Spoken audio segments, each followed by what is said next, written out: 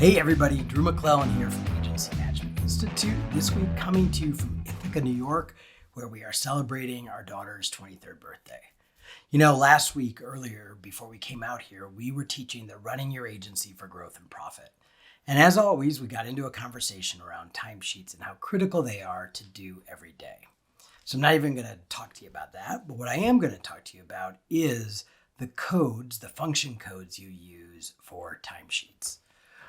So for many of you, you have these sort of big black holes, particularly around your non-billable time. It's super important that you track both billable time and non-billable time. Why? Timesheets aren't really about billing. They're about understanding what your team is doing, how long it takes. It's about looking for efficiencies, effectiveness, who needs more training, are our estimates accurate? It answers a ton of questions that actually have nothing to do with billing. But it starts with A, doing your timesheets every day, and B, having the right function codes so you know how people are actually spending their time.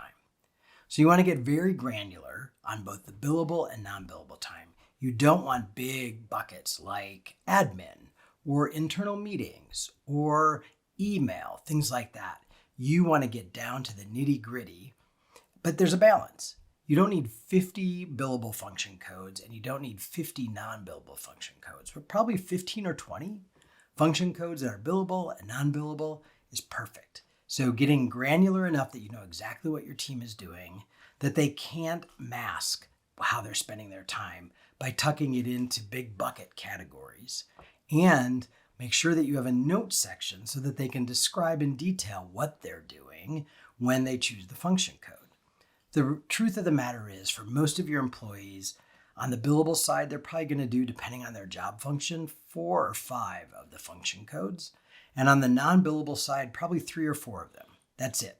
But you all have enough variety that you can cover every position at every level so that you really have a good sense of how people are spending their time, both billable and non-billable. So no big black holes where time can get just dumped in and you have no clarity around what people are doing, and focus on both billable and non-billable function codes. All right?